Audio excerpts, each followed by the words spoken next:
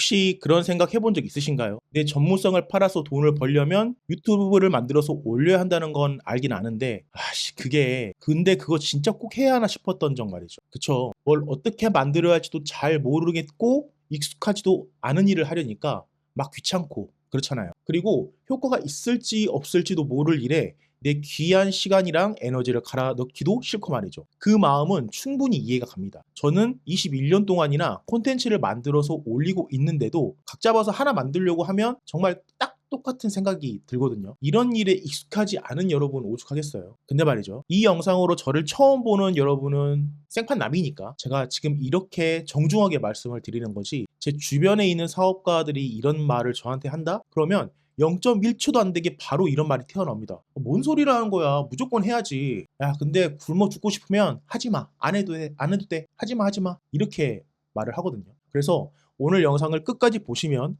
이걸 할까 말까로 에너지 낭비하는 거 없이 딱 마음 잡고 성과 볼 때까지 콘텐츠 만들기를 할 수 있을 겁니다. 본격적으로 시작하기 전에 먼저 이 영상을 볼 필요가 없는 분들과 반드시 봐야만 하는 분들이 누구인지 제가 말씀드릴게요. 그래야 봐야 될 분들이 놓치지 않고 안 봐도 되는 분들은 그냥 안 봐도 되겠죠. 그러니까 지금 설명드리겠습니다. 자, 먼저 손바닥을 펼쳐보세요. 그리고 제가 말하는 조건에 안 맞으면 하나씩 접어보는 겁니다. 해보셨죠? 이런 게임. 그쵸? 첫 번째, 여러분 중에 자기가 가진 전문 분야로 남을 도와줄 수 없다 라고 하는 사람은 접으세요. 두 번째, 나는 이미 유튜브 영상을 만들어서 올리는 일에 매우 익숙하고 쉽게 느껴진다 라고 하는 사람도 접으세요. 세 번째, 내가 가진 전문 기술은 국내에서 아주 희소하거나 최고의 것이다 라고 하는 사람도 접으시고, 네 번째, 나는 이미 대중들이 알아볼 정도로 유명한 사람이다. 이런 분도 접으세요. 마지막 다섯 번째, 나는 이미 잘 세팅된 영업 네트워크를 가지고 있다. 도 접으십시오. 자, 그럼 이제 볼까요? 나는 손가락을 하나도 접지 않았다 라고 하는 분은 무조건 오늘 제가 드리는 말씀을 잘 들으셔야 합니다. 그리고 한 개 정도 접었다까지도 도움이 많이 되실 거예요. 그러니까 잘 들어보시고, 근데 두 개에서 세 개 정도 접었다, 이건 그냥 마음대로 하셔도 됩니다. 네, 듣고 싶으면 듣고 아니면 나가셔도 되고요. 그리고 4개 이상, 난 4개 이상 접었다 하는 분들은 굳이 들을 필요는 없을 것 같습니다. 그럼 이제 진짜 이 내용이 필요한 분들만 남아 계실 테니까 제가 본격적으로 풀어보도록 하겠습니다. 여러분이 전문가로서 콘텐츠를 반드시 만들어 올려야 한다는 걸 인지하려면 근본적인 질문부터 시작해야 합니다. 그건 바로 일반인과 전문가를 가르는 기준은 무엇일까? 라는 질문이에요. 제가 길게 시간을 못 드리고 딱 5초 드릴 테니까 머리에 번뜩 떠올리는 답이 무엇인지 한번 생각해 보세요. 일반인과 전문가를 가르는 기준은 과연 무엇일까요? 5, 4, 3, 2, 1, 땡. 생각해 보신 분은 댓글에 내용을 남겨주시면 좋겠습니다. 왜냐하면 앞으로 여러분이 콘텐츠로 사람들한테 마케팅을 할 때 뭔가 스스로 생각을 해보고 그걸 기록하는 습관을 들이는 게 무조건 여러분한테 도움이 되기 때문입니다. 여튼 다시 돌아와서 내가 생각하는 일반인과 전문가를 가르는 기준은 세 가지가 있거든요. 첫 번째는 학문적인 정보고요. 두 번째는 경험 정보. 그리고 마지막은 나중에 말씀드릴게요. 그리고 보통 일반인이 전문가한테 돈을 주고 의뢰하는 이유는 앞에서 말씀드린 이 세 가지 요소의 비대칭성에서 나온다 라고 말씀을 드리고 싶어요. 아마 센스가 좋은 분들은 여기까지만 듣고도 이게 무슨 말을 하는 건지 느낌이 올 거예요. 그런데 제가 여기에서 멈추면 나머지 분들은 뜬구름 잡는 얘기를 한다라고 생각하실 수가 있으니까 제가 조금 더 구체적으로 알기 쉽게 설명드리도록 하겠습니다. 이 비대칭이 있다는 건 말이죠. 쉽게 말하면 우리 전투에서 해자가 있다는 뜻이에요. 옛날 고대 중세시대 공성전 같은 거 할 때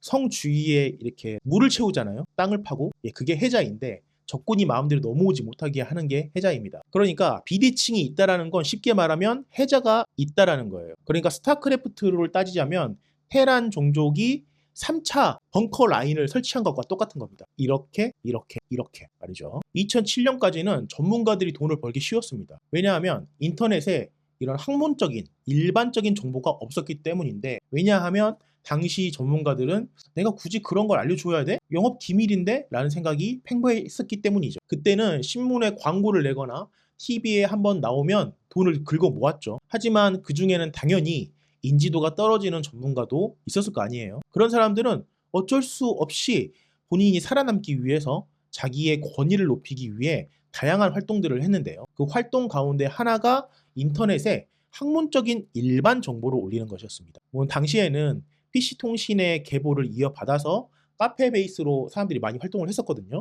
근데 전문가가 이런 정보를 올리고 나니까 돈이 벌리기 시작하네? 왜일까요? 소비자가 알아볼 수 있는 그 정보가 카페라는 반폐쇄적인 공간에만 있었기 때문입니다. 보통 사람들은 정보가 있는 곳에 사람들이 몰리잖아요. 그리고 이러한 비밀 아닌 비밀은 업계 관계자들 사이에서 고급 정보로 돌게 되었고요. 그럼 당연히 인지도가 약한 전문가들은 자기도 하나둘씩 그런 자기만의 카페에다가 그런 정보를 올렸을 거 아니에요. 그 당시만 하더라도 이런 일반적인 정보가 되게 고급 정보로서 사람들 사이에 유통이 되던 때였어요. 그렇게 되면서 바야흐로 카페 전성시대가 열렸죠. 그런데 그 검색 시장을 당시에 네이버가 90% 이상 점유하고 있었는데 네이버 입장에서는 더 많은 사람을 자기네 사이트로 유입을 하고 싶었을 거 아니에요. 그런 상황에서 반폐쇄적인 공간인 카페보다 다른 게 필요했던 거예요. 그러니까 예를 들어서 네이버가 놀이동산이라고 생각한다면 예를 들어서 에버랜드에 제가 에버랜드 잘 안 가서 모르지만 뭐 청룡열차 같은 그러니까 놀이기구가 하나밖에 없다라고 하면 사람들이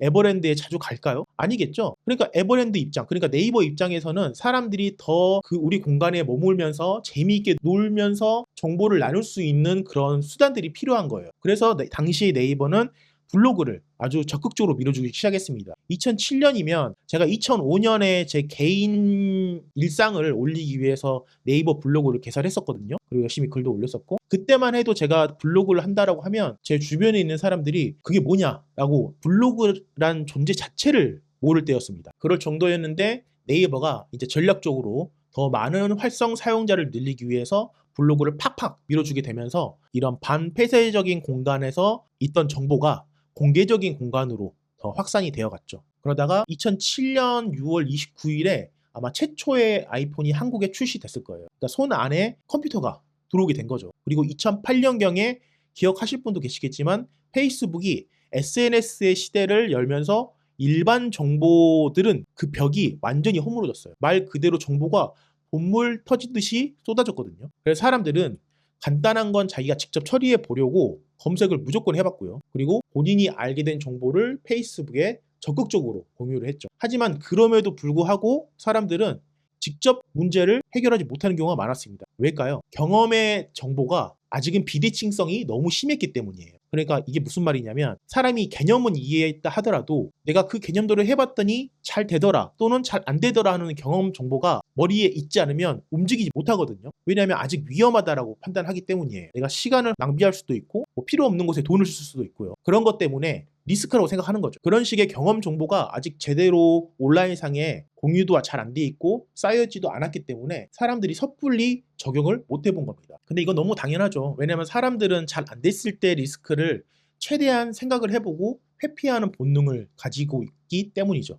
하지만 이것도 SNS 플랫폼들이 늘어나면서 고도화되고 특히 특정 주제를 파기 위해서 만들어진 버티컬 SNS 플랫폼들이 있거든요. 그러니까 패션 의류 쪽에서는 무신사나 지그재그 그리고 배달 쪽은 배달의 민족 또는 뭐 이사 같은 경우에는 다이사 같은 이런 서비스들이 이제 전성시대가 펼쳐졌었잖아요. 돈도 엄청나게 벌고 그러면서 그런 SNS에서 어떠한 전문가의 서비스를 경험한 다음에 후기를 올리는 그러니까 그런 후기 문화가 본격화되면서 경험 정보의 비대칭성이 아주 빠르게 깨져버렸습니다. 그러니까 일반인과 전문가 사이에 이 두 번째 벙커라인마저 저글링한테 돌파당한 격인 것이죠. 그런데 여기에 AI 시대가 와버렸네요. 안 그래도 활활 타오르고 있던 장작불에 기름을 드럼 통째로 퍼부어버린 격인데 이제는 여러분 업계에 대해서 평소에 관심이 있었고 근데 본인은 몰랐지만 알고 보니 업계에 관련 센스까지 있는 일반이 있다라고 한다면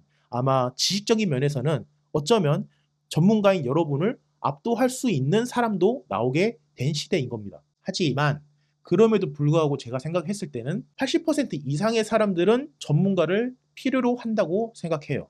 왜냐하면 전문가로서 마지막 남은 해자가 있잖아요. 그러니까 마지노선을 지키는 벙커라인이 존재하기 때문입니다. 그게 뭐냐면 실행력입니다. 참고로 제가 80% 이상이라고 말씀드린 건 8대2 법칙으로 유명한 파레토 법칙을 제가 적용해서 말씀드린 거고요. 당연히 확실한 수치는 아닙니다. 하지만 인간의 삶이라는 건 평균에 수렴하는 통계 학상 아마 그 평균치 안에 거의 들어가지 않을까 해서 말씀을 드렸습니다. 여튼 다시 돌아와서 이 실행이라는 마지막 방어선 덕분에 전문가는 아직도 필요해요. 나중에 진짜 인간처럼 정교하게 움직이는 로봇들이 우리 일상에 깊숙이 침투할 정도로 대중화가 되면 모를까 무조건 필요합니다. 원래 사람이란 게 이 소프트웨어적으로는 알고 있어도 실제 육체를 써서 피지컬적으로 움직이기는 정말 귀찮아하는 법이잖아요. 게다가 머리가 똑똑한 사람일수록 더 게으를 확률이 높습니다. 왜냐하면 머릿속에는 이미 갖가지 학습된 방법으로 시뮬레이션을 다 끝냈거든요. 그러니까 본인이 이미 머릿속에서는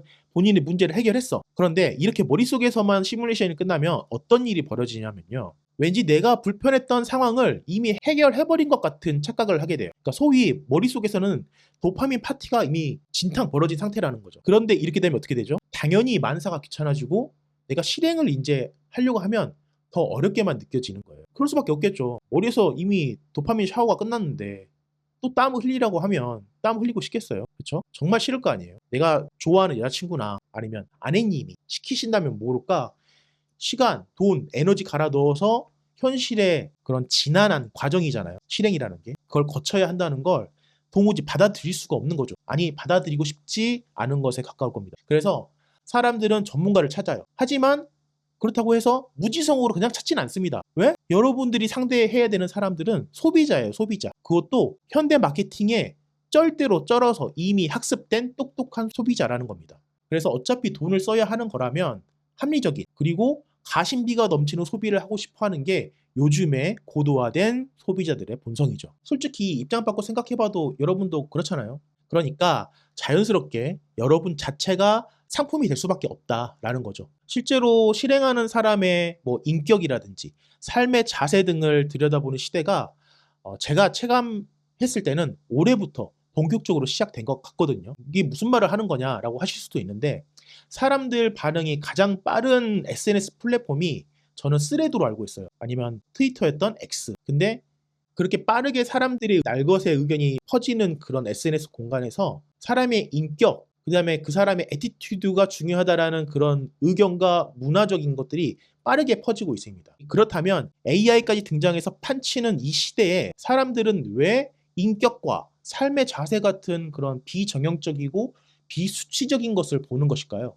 탁 까놓고 얘기해서 그냥 가격만 싸면 망고땡 아니에요? 근데 아니라는 거죠. 왜냐하면 사람들은 싼 건 싼 값을 한다라는 걸 이미 학습을 끝냈어요. 그러니까 미커페라는 말도 있잖아요. 그게 엄청난 유행이었거든요. 참고로 미커페란 말을 잘 모르시는 분이 계실 수도 있으니까 미커페라는 게 페이스북에서 추천하는 상품, 그러니까 광고하는 상품은 믿고 거른다는 뜻입니다. 그러니까 SNS에서 나오는 그 싼 가격에 엄청난 혜택과 가치를 준다고 광고하는 상품 있잖아요. 아니면 그렇게 알려지는 상품. 근데 그런 게 맨 처음에는 재미가 있었는데 그걸 악용하는 사람들이 늘어나다 보니까 이게 대일대로 되어서 거른다는 의미죠. 한마디로 신뢰 자본이 바닥을 친 거예요. 동시에 그 말인즉슨 신뢰 자본을 가진 사람은 그 가치의 귀함을 아는 소비자가 늘어났기 때문에 더 유리해졌다라는 이야기이기도 하죠. 그래서 인격이나 삶의 자세, 그러니까 애티튜드 같은 것들은 오랜 시간이 쌓여서 자연스럽게 드러나는 것이잖아요. 그리고 그런 걸로 거짓말 치다 걸리면 그냥 한순간에 날아갈 수밖에 없다라는 그런 사회적인 형상도 사람들이 이미 충분히 익숙한 상황이기 때문에 오히려 더 믿을 수 있는 요소라는 겁니다. 그리고 결정적으로 AI가 모든 것을 삼켜버리고 인간은 이제 부품이나 쓰레기로 전락되어 버릴지도 모른다는 그런 옛날에 1999년 밀레니얼스러운 또는 그런 세기말적인 불안감이 요즘 팽배하잖아요. 요즘에. 그래서 오히려 그런 삶의 자세, 인격 이런 것들이 사람만이 사람에게 전달할 수 있는 것이라고 사람들이 인지하기 시작했다고 봅니다. 그런데 이런 상황에서 인지도는 거의 없는데 전문성도 평균이고 그리고 인적 네트워크도 부족한 우리가 유튜브를 하지 않으면 도대체 뭘 하겠다는 소리인지 저는 모르겠거든요. 이건 그냥 나는 그냥 굶어 죽어버리겠다라고 선언하는 것과 저는 다름없다고 생각해요. 소비자는 바보가 아닙니다. 당연히 같은 기능을 제공하는 전문가를 고용할 거라면 자기가 본인이 자주 들어가서 노는 유튜브에서 얼굴을 종종 봤거나 아니면 최소한 처음 보더라도 그 사람의 생각과 행동을 직접 눈으로 확인할 수 있는 전문가한테 의뢰할 확률이 매우 높을 수밖에 없는 거예요. 저는 이런 사실을 현장에서 직접 경험하고 있고 제 주변 분들도 봤기 때문에 지금 여러분들 보시라고 이 영상을 찍고 있는 겁니다. 그리고 솔직히 고백하자면 저는 유튜브 콘텐츠를 기획하고 대본을 쓰고 이렇게 편집하는 것을 매우 좋아라 하거든요. 그러니까 기획자이면서 메이커의 마인드를 가지고 있어요. 하지만 유튜브를 촬영하는 건 정말 싫어요. 그러니까 플레이어의 역할은 싫어하는 거죠. 심지어 이렇게 지금 얼굴을 까고 하는 건 더 싫습니다. 그렇지만 해요. 왜? 해야만 한다는 걸 아니까. 해야만 살아남을 수 있다는 걸 늘 보니까요. 제가 이렇게 얼굴을 까고 영상을 만드는 게 처음일까요?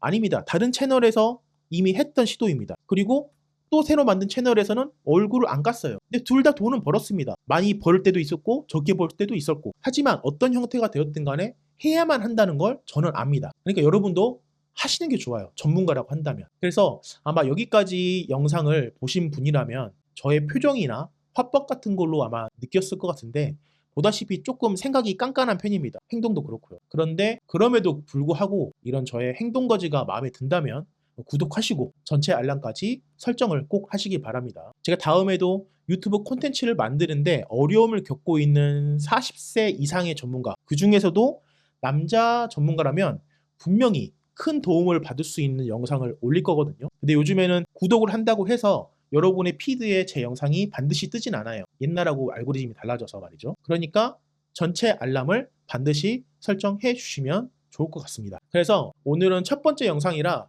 제가 잔소리 아닌 잔소리를 좀 안타까운 마음에 해봤고요. 다음 영상은 유튜브 영상을 조금이라도 만들어는 봤는데 왜 이렇게 내 영상에 별 반응이 없지? 라고 고민하는 전문가 분들에게 도움이 될 찐 정보를 준비해 보도록 하겠습니다. 그럼 다음 영상에서 보시죠. 네, 긴 영상 보느라 수고하셨습니다. 고맙습니다.